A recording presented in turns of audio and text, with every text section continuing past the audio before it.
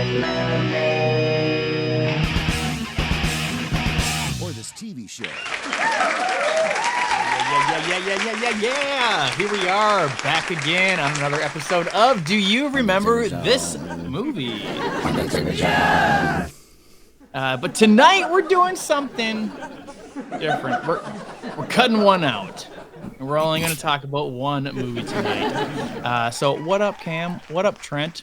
And yeah, Cam, what do you got for us on the synopsis of this wonderful... Now it's time for the synopsis with Cam. The synopsis with Cam.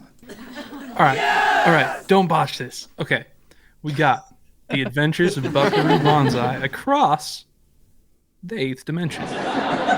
A guitar-playing math physicist pilot surgeon finds hidden humanoid interdimensional space aliens from heck. Yeah! And John Lithgow and kicks their butts. I gotta say, this is probably the longest title movie. Yeah, no, I tried to make seen. this one long run-on sentence for the synopsis. And while you were MIA just for a little while there, I had told Cam that really I kind of just picked this movie based on the title alone because it was just so ridiculous. No, I also thought it's a star-studded masterpiece, but it really is. It's a long watch, man. No, it dragged a little bit. I'd give you that. Let's see who's in this. Who's in this movie?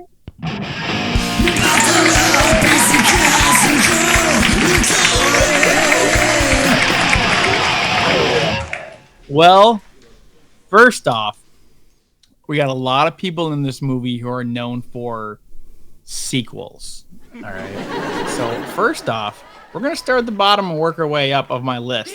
And Christopher Lloyd is in this movie, guys. Mostly known... What's that? The old CL. The old C-double-L. The Lloyd. Anyways. But yeah, most known for Back to the Future Part 2.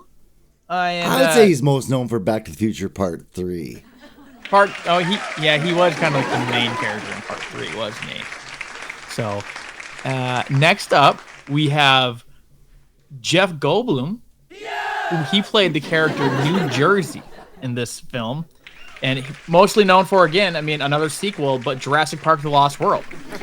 You know, another sequel he's known for is he played the character of archive footage in the movie The Fly 2. Archive footage, yeah. Next up, we have... Apparently, this is one of your favorites, Cam. You're a big John Lithgow fan? Oh, yeah. Yeah, I didn't know that of you.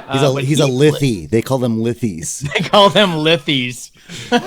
You got like a little Facebook page, the Lithies. He plays a character named Dr. Emilio, what is it, Lizardo? Lizardo? God, what a cool name. There's so many cool names in this movie. That fits the title of this movie, but mostly known for being the wonderful... killer in Dexter named Trinity. I think that was season 3, if I'm not mistaken. Probably the best season of Dexter. And last but not least, we have Mr. Peter Weller, who plays Buckaroo Banzai in this film. It's in the title. That's kind of cool. And he's mostly known for being in Robocop Part 2. He was also in 1 too, but who remembers the first one, right? Was he in Part 3? I don't think he was. I think that was somebody else. Robocop 3. I just always assumed that Trent's a huge Robocop fan. You're the cast and crew guy. Why are you asking us? Yeah. I guess for conversation's sake, I could just talk about it by myself. The answer to your question, Corey, is no. They recasted Robocop in the third one. He was not in the third one. And that's what I got. There are some more people in here, but we'll get through them as we go through these wonderful clips that we have here. And yeah, these are mostly your clips, so not all of them. Yes, but I got a whole list of randomness here, and let's get into it, and let's see what we got. Tire tracks right up to a wall of rock. Perfect Tommy, Rawhide, Reno. You guys are the Hong Kong Cavaliers. Buckaroo's most trusted inner circle. So this is the young John Lithgow. And do we get a glimpse of his teeth already? No, it's Look down coming on up. my notes. Oh yeah. Oh man.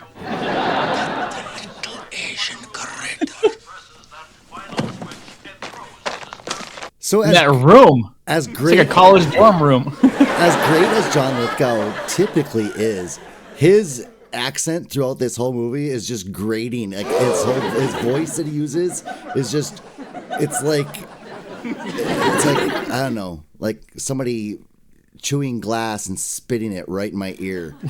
You That's know? what it looks like. And so It does look like that too. Green glass. okay, so I'm gonna pause it twice here. So Corey said, "Who's the person in that picture?" And it took me until I was editing these clips to realize that Corey meant this person.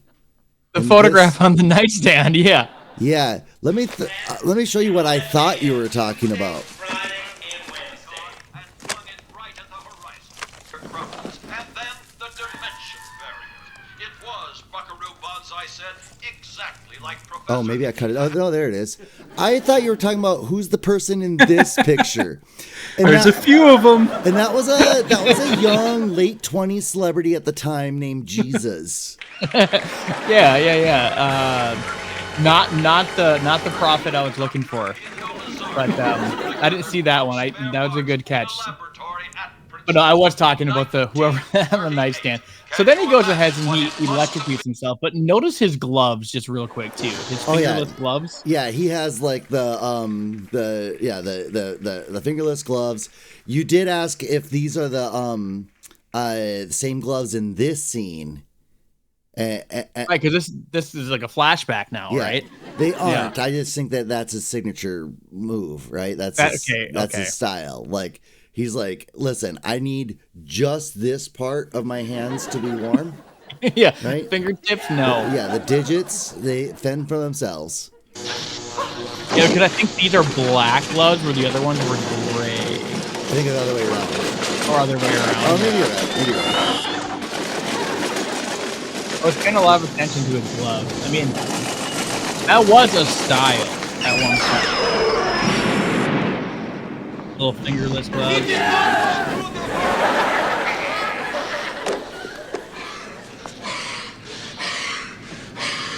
So this is what made him crazy. Did this come out before or after Tommy Boy? Oh, before. This came out before Tommy. Okay, well, the whole Tommy Boy crash dummy sequence, total ripoff of this scene.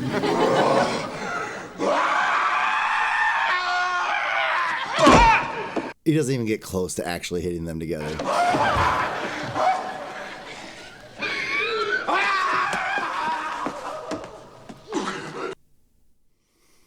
Cheer up. That wasn't even what he was supposed to do. That was ad-libbed. Really? No, I made that up. Yeah, that scene does. It's like, okay, now John, act crazy. And then they're like, wait, can you dial it back? He's like, nope, nope, crazy. Yeah. Once I start, I can't stop. Who do we have here? Another young actor in this, Mr. Jonathan Banks. I mean, mostly known for, of course, his role in Pin. Yeah, being the voice of Pin in the movie. In the voice of Pin. In the movie Pin. Like, he's the central character. Alright, it's Friday, and our care package from your yo-yo friend. And he was also in Robocop. Yeah. You do know Robocop. He knows Robocop better than anyone I know. I come for your TV. You've been using too much juice. Another 10,000 kilowatts again this month. That beats me how an old homicidal loony can use that much power. Go on, take it. So this came out in 84. Okay, I was about to ask, and I didn't. One thing I didn't look up before. Wow. This is like foundational movie. So here there's the video game of Buckaroo Banzai and the Hong Kong Cavaliers, which is the name of their band as well. Okay.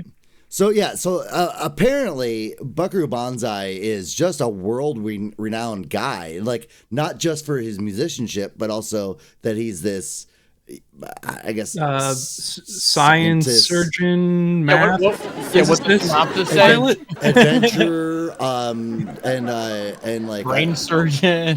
Yeah. I don't know. You wouldn't call him an astronaut, but he's a pilot, I guess. Pilot of some sort.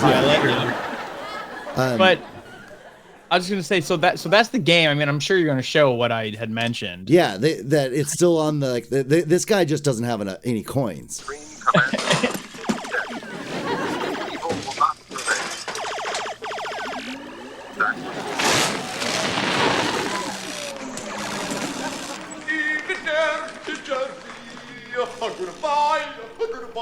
How did he do that? Did he have like a little something in his hand, or was he just electrocuted? He just has, like, Yeah, he's got the like thing on his body, and Yeah. he's like collecting electricity. Is the way I read it. I don't know. Yeah, that's what John Banks was alluding to with like the kilowatts. Yeah, how are you using this much? Yeah. It's more than a household dryer. And now we get introduced to Mr. I said that twice. Mr. New Jersey. And I love the product placement here. Oh, Sony. Did it say Buckaroo on that? No. Yeah.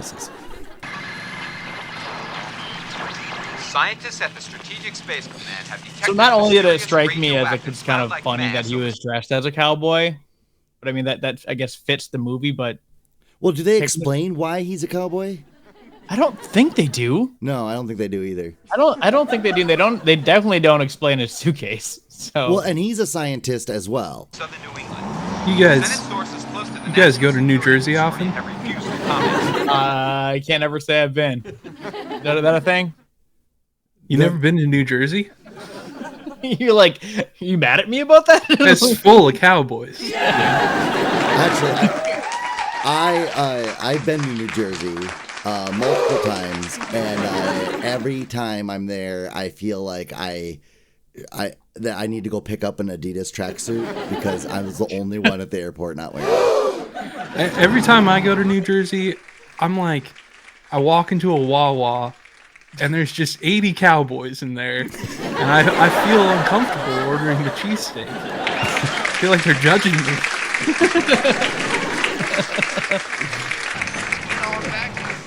You know, I'm a big fan of all you guys. I love the comic books and the records. I know you. You're Pecos. Perfect Tom. Perfect Tommy. I'm sorry. You're Pecos. Yeah. Pecos in Tibet. Name's Reno. Reno. It's an honor. Where do you hail from, Doc? Sting? New Jersey. Fort Lee. Where are you supposed? What was that, Cam? Is that Sting? This guy? Yeah. Billy Idol. He was in a movie I don't know if it was right before or right after this, that is just awful. And it's called The Heavenly Kid, and we may cover this someday, but it's one of those movies where you don't like, why did this get made? Was he making fun of me? All right. Hey, wait a minute! You can't ride that! Yeah, I like that Right here. this guy's like mad for a second. And then It's Buckaroo Banzai! That's you can't the- steal it. Oh wait, that's Buckaroo. You can steal whatever you Yeah, want. take buddy. the truck. Here's Casey. I feel like that line was intended for a different person to say it. Like Which part? that whole interaction right there. It should have been like the guy on the truck going, "Hey, you can't take that," and then another person go, "It's Buckaroo Banzai." But it's weird that it's the same guy saying both lines. Like, "You can't take that." Hey, it's Buckaroo Banzai. His split personality kicks in like he can too. That's Buckaroo Banzai. Oh, okay. Didn't even change his affect. Yeah. Yeah, right. He didn't. It was just when he read the script, said, "Hey, you can't take that." Wait, that's Buckaroo Banzai. just straight. And then he says, "Buckaroo Banzai peels away on the motorcycle." And then he says it. I didn't know how much of this scene you wanted to clip. Oh, what is this? This is where am I? I just feel like it's we had to add in a little bit of a Temple of Doom, type of Raiders Lost Ark. Top of that tree squash. You think it's up there? Oh, Let's wait for the cops, Bert. these two guys are awesome. Gotta be something there. Come on, Bert, there's nothing up there. Well, how do you know? Here, hold this. Hold this. Where you going? Where you going? Christmas shopping. These two guys are with each other all the time. Give me some light, will you? I got 2 guns in my hand. Put one of them down. I ain't putting the guns down. It's just a tree. Then leave it alone. Ah, see, I told you, leave it alone.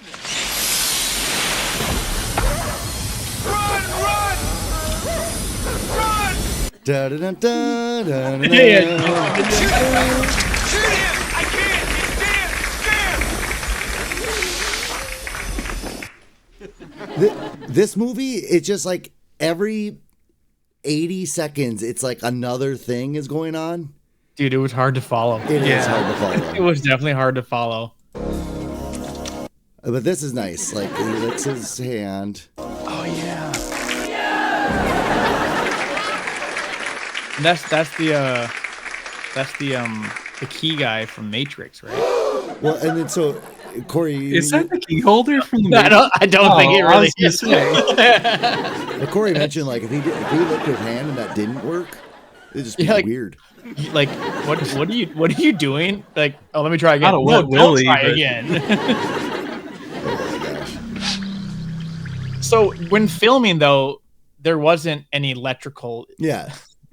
So he did lick his hand and just pop it under his forehead there. Yeah! I'm gonna go with that's the Keymaster Matrix, 100%. Go with that. Corey wanted this scene just because they duct taped everything to Yeah, the wall. what very, very sanitary lab and very professional. Yeah, let's just duct tape a couple tubes to the wall. like hands of steel. Well, they're like, it is ducks, so at least it's Yeah. the right Yeah, purpose. I like that it's suspended at the top. Thank you. I saw that. I was like, wait, what is That's going so on? funny. I'm wrong.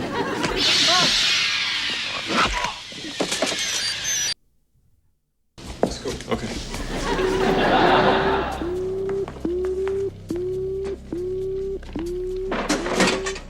Corey liked that scene just because that there's still clearly a fire in there.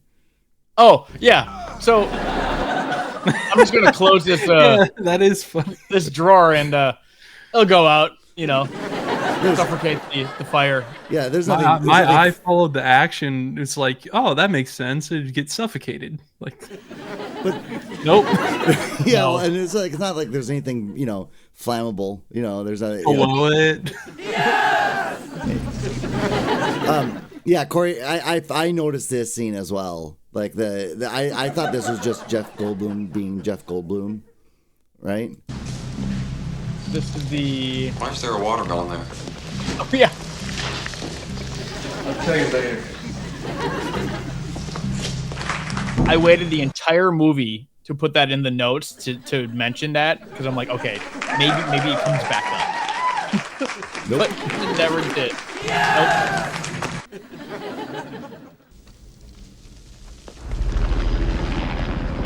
Hey, man, they're stealing my That helicopter. You just stole my helicopter. Honestly, who throws his shoe? We'll get it Honestly, back. who throws We'll steals get it a back. helicopter? We must come on. I like this scene too, Corey. Like I cut this is like the last third of his big speech. Wild Clark, she's a ticking. We hide. They seek. Step to the back of the car. Where are we going? When? Real soon. Yeah, that's encouraging. Where are we going? The lethargic. Where are we going? Yeah. We can't forget about Big Booty. We were talking about Big Booty in the movie. Oh, I don't think I clipped it. Oh, Big Booty. That might have been one of my favorite character names in the movie. What was that? I don't know. What was Spooky that? ghosts, aliens from space. You guys all hear that? Or like, No, I don't know what that was. You are secure here. Do not panic. This is that the announcing that's like telling them like the It's going to explode. yeah. You need to kill Buckaroo Banzai. Yeah. Lord's orphan must live. I thought this was this sign. Did you guys notice this sign? Nobody comes in here. It's secret. Secret. That's gotta be a Lizardo. What was it? Emilio Lizardo. It's gotta be his sign. And Corey noticed this as well. Oh yes, let's not forget about the. It's because he doesn't care about his digits. Well, he's got the socks on his feet now. Like he's got. Oh yeah, he's got the gloves on his got feet. The gloves. Sorry, the socks. I said he's got his gloves on his feet. I've never seen that before. That's the first. Oh, I just put this scene in here. We're kind of almost done with the clips here. Yeah, totally. So okay, this is a real parachuter, and then we have the green screen effect, Buckaroo Banzai, and then the guy that lands to the rest of the Hong Kong Cavaliers is not Buckaroo Banzai. So just a wide roller coaster of feelings here. Yeah, this is also the point in the movie where it actually goes insane. Up until this point, you're like, okay. And then this scene. And then that ship looks so small because it. Yeah. Because it is.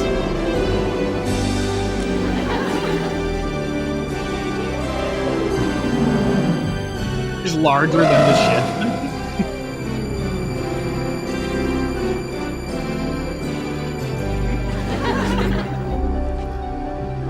I also thought it was funny. It's like they're supposed to be in orbit at that point. Yeah. But they're just like barely above the clouds. Okay, so this is not Robocop. Right? This guy has like curly hair. See that? That's definitely not him. And he's smart enough to run off camera. Yeah, you need to run as soon as you land. And then here we got slick back hair guy. There was one time I thought you bought it. Yeah, me too. Where's Penny? At the bus. So that's our. Is she at the bus? That's all the clips I had. But I did want to. I wanted to talk about one of the other people here. And I'm not the cast and crew guy, but I'm going to borrow it for a second. Who'd I miss? I wanted to talk about Ellen Barkin. Okay, so she's our Penny. Yes, Penny. Yep. So she's the love interest in the movie. She was in this movie called Switch.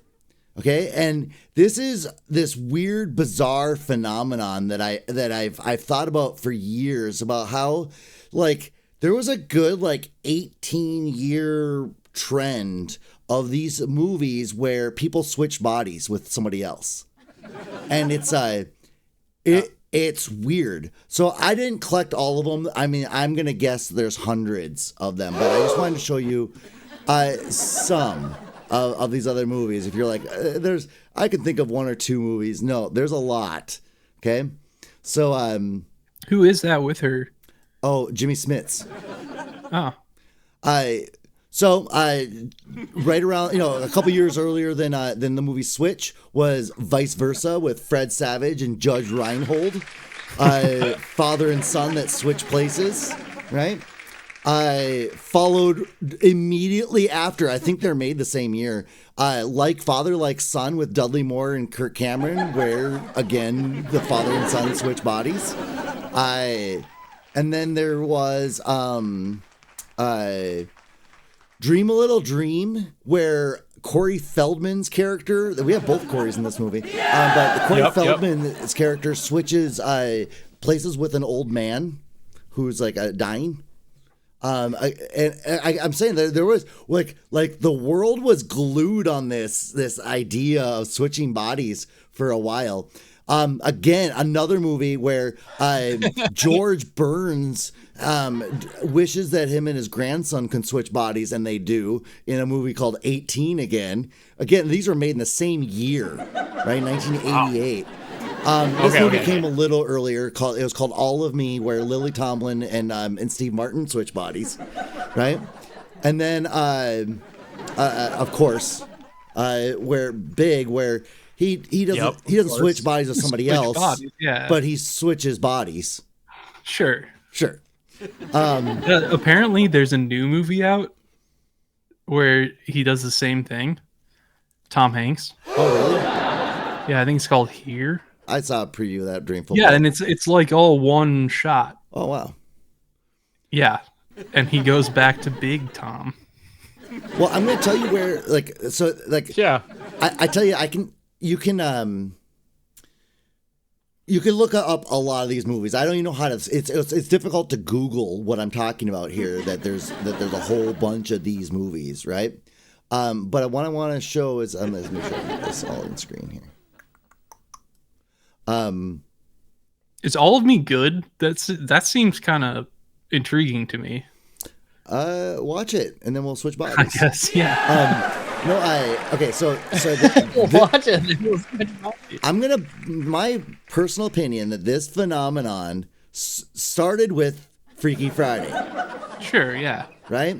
And then it kind of peaked with this other movie called Freaky Friday. And then it jumped the shark with this other movie called Freaky Friday. Called Freaky Friday. Seriously, Disney made 3. I've seen all 3. Yeah, Disney made 3 Freaky I don't know Fridays. Maybe the last one. I love the third one. I thought back when I first saw it, I was like, dude, Jamie Lee Curtis is so old. Holy smoke, she is so old. Well, here we are. Nearly 25 years later. And I lost one of my. Yeah, that came out in 2003. I lost one of my slides here, but there was also another movie in 1988 about switching bodies called 14 Going on 30, which then was remade. Yep. In the 90s, in a movie called 13 Going on 30. Yeah. Right? But anyway, and then the ultimate movie, not really in the same timeline, but the ultimate movie about switching bodies. And then I think that's when the whole franchise was facing. Like we got a new idea. Instead of having them like switch bodies, we'll just have them switch faces. Yeah, that movie was take its face. That movie was just the dumbest thing ever. So you watch your mouth, sir. I love that movie. I know we've talked about that. Tune in next week. I just can't. Next week we're doing Face Off. Well, it just doesn't make sense because why would Travolta was a little heavy then, right? Heavier than you knew Travolta to be. Yeah, and they totally do manipulate it on the poster. It's yeah. Oh no, it makes absolutely no sense. Yeah, no sense. Yeah. So if him and Nick Cage switched faces, why did they also switch their body types, right? And then, and even if they made some comment which they didn't, if they made some comment in the movie that they had to do that in order to be more believable to their loved ones, why would you switch back? Do you know what I'm saying? Like, I don't know. Why would you? Why would you switch back, dear reader? So that's my problem. Okay, so I got off topic with the Buckaroo, Banzai, and the across. Oh, that's the okay. dimension. That's okay. That's also the final scene is insane too. We talk about Face Off still. No. True, but he just static electricity's Penny back to life. That's and you're just like, oh, what an inspiring story. Yeah, and he like leans up to kiss her. It's like, dude, she's Yeah, dead. yeah. Gross. It's a corpse. You sick man. Well, and I was thinking like, man, that's gross. That's how you're gonna get contract some disease. But it's also like, dude, you lick your hand and touch people. So yeah, I picked the movie because of the title. I was just scrolling through trying to find an interesting movie that I think would go good on this podcast, and mainly the title is what grabbed me, and then I watched it, and at the time I thought it would be a good one to pair with what did I say? They Live? Mm-hmm. Just to the fact that they're like aliens living among us. What's that? Among Us. Among Us. You're acting real sus, Wav. I would say that these movies are the polar opposite of each other. My opinion. Yeah, they kind of are, because the aliens are letting themselves be known. Yeah, well, sure. And also just the concept here is like Buckaroo Banzai has, I mean, extremely capable actors playing just ridiculous parts, and They Live has just the bottom of the barrel budget crew, and they do an amazing job. Just killing it, yeah. I definitely enjoyed They Live more, because I did watch both of them. Oh, you have watched They Live now, because you didn't watch it. You hadn't watched it last time we talked. No. Yep. I had watched it actually right before I watched this, just because I wanted to watch it, and then I watched this, and I thought that would be a good pairing. But I enjoyed They Live. That's a great movie. Should we just rank that instead? We'll put that in our rankings. Yeah, let's put this in our rankings. All right, I'm going to go first with my final thoughts on that. I kind of started already. Again, I picked the movie because of the title mainly, and then I was surprised to see all these up and coming stars that were in it. And overall, that's a 4. Yeah. I think. I think giving it a 4, but I give They Live a 6. So I think that was a better movie. I would recommend this to people who I think like sci-fi movies, and something they did at the end, and I talked to one of my sci-fi nerds friends, and he has, because it says like, stay tuned or whatever for another adventure with Buckaroo Banzai. So I text him like, did they ever make a sequel? He goes, no, that was kind of like the running joke about it all, that they never did make a sequel of it. And yeah, I'd recommend it to people that I think the right demographic. What would you, Cam? I'd give it a 6 because it is wacky as hell.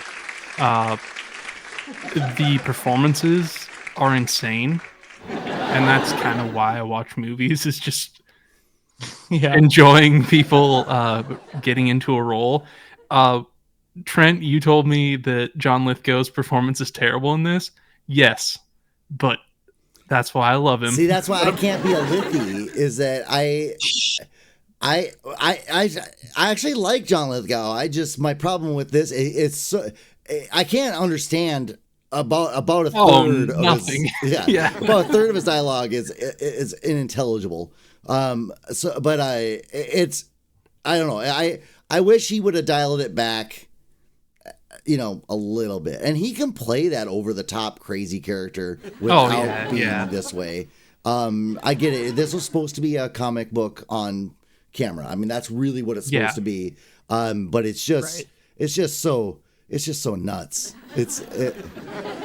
Yeah, no, and it is nuts, but I thought it was pretty entertaining.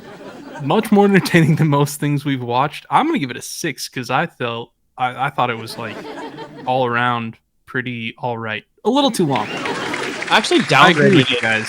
I actually downgraded it. Like when I first opened up my app, and I'm like, when I first got done watching the movie, I gave it initially a 6, and then I was watching these. I always change it when we're watching the clips. I'm like, maybe I didn't like it as much as I thought I did. Because it's because the format of the show is we make fun of it.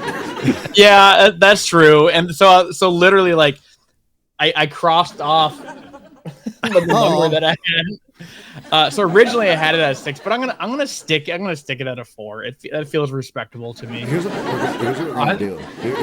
So Corey, plug your ears just for a second. So Cam, we're gonna find out what Corey's favorite movie is, right? We're just gonna rip it to shreds, and he's gonna take his movie that he gave it 100 out of 10, and then he'll be like, "Yeah, I guess it's a 2." Yeah, it does seem like this one, actually. I used to like this movie when I was a kid, but I like this movie 20 minutes ago. All right, Corey, you're good now. and then it's just like objectively the best movie of all time. We all know that I'm a score changer during the podcast. That's what they call me, score changer Wabanek. Fluctuating score, Wabanek. Fluctuating score. Yeah. No, you know what, guys? Now that you've been ragging on me for the low score, I'm gonna give it a higher score. Dude, I'm giving this a 9. Speaking of 9, that's what I would give They Live. A 9? Yeah. Awesome movie. It's like it's a 9 in the same way that like Dumb and Dumber is a 9. Like Sure. Super quotable, low budget, but every single scene is so memorable. That's my I rest my case. Yeah, but well, hold on though. They Live. If we're gonna talk about They Live. They Live. Okay, it is a low budget movie, but the concept is so highbrow. Like that is perfect sci-fi, right? The fact that that everything in the world is a message, and it's been manipulating you. That is so well done. It is so absolutely well done. And it's definitely not more relevant than ever today. Yeah. Specifically today. I'll throw in like an off-screen thing. I have a They Live shirt that I wear all the time, and I played a show with a really good band called Wolf Mask, and their drum set has the imagery from like when you put the glasses on and They Live, where it says like, oh, sweet. Sleep, watch TV, all the messages, and then it has their band name on its drum head. Anyway, so there's a shout out to our friends at Wolf Mask. That they just have, they're pretty much the coolest band there is. So check them out if you haven't checked them out. But I would give Buckaroo Banzai a 4, and I'd give They Live 12. Wow. 12. I love that movie. Is it the best John Carpenter movie? Ooh. The Thing, probably. I like The Thing. Now the next hour has to get cut. No, we're not doing that. No, it's probably my favorite. Yeah, probably my favorite. Yeah, I'd do They Live than The Thing. I'm in there. We had a local movie theater show The Thing for the recent holiday. Yeah, it was pretty cool. Did you go see it? Yes, okay. Of course. Just want to make sure. No, just stayed home, watched The Thing. That would be a lot of fun to go watch that on the big screen. Yeah, and it was a pretty crowded theater. It was pretty cool. Did you ever see the 2011 version? I never saw the remake. No, it's not a remake. Sorry, I got really defensive right there. But no, it's not a remake. It's a prequel. But everybody makes it up. Oh, is it like from the Norwegian camp? Yeah. Oh, that's pretty bitchin'. Yeah, you should watch it. I mean, it's not obviously not as good as the OG, but wait, that's not the OG though. Okay, fine. You're absolutely right. It's not the OG. Yeah. Because the original Thing is amazing as well. I've never seen the original. It's good. I should watch that. Maybe we'll watch it sometime. Huh? We'll do a horror John Carpenter. But he didn't do that first one, obviously. Well, I'm glad we got to discuss They Live. I feel like I should have watched the movie, so I was a little bit more fresh. But my final thoughts on They Live is that it's not only in my top 3 of Roddy Piper movies, but it's my favorite Roddy Piper movie. Wait, how many Roddy Piper movies was he in? 3? It's gotta be 3. Well, I'm glad we were able to connect these two movies, but without clips. Yeah. So if you think if our viewers think we should continue to do the two movies, or did you like that we were able to get this thing under 45 minutes? Which is it? Which did you like? You can't have it both ways, all right? You just can't. Yeah, the concept. But with that said, well, the concept of the show was to have two movies every episode, so that they had something to do with each other. But then they become 2.5 hours long, and it takes 6 days to edit them. And then we don't. I think your initial pitch to me was like, yeah, we do 2 episodes, 20 minutes, boom. Yeah. I don't think I ever said that. The first attempt, it was just like 3 hours or something. No, I'm just kidding. It wasn't that bad, but that's all. We're cutting it now. We're at 45 minutes, I think. I don't know where we're at 41. at all, but 41, dude. We done good, guys. So thanks again for joining me. It was fun watching the adventures of Buckaroo Banzai across the 8th dimension. I think I did that pretty well. And the Hong Kong Cavaliers. Yeah, buddy. But yeah, thanks again for hanging out with us on another episode of Do You Remember This Movie? What did they mean now?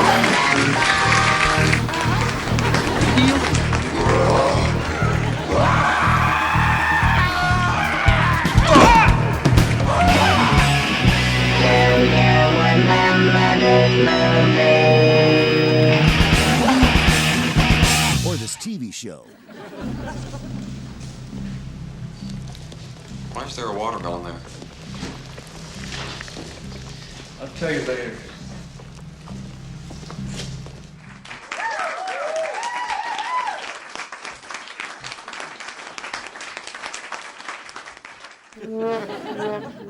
Yeah.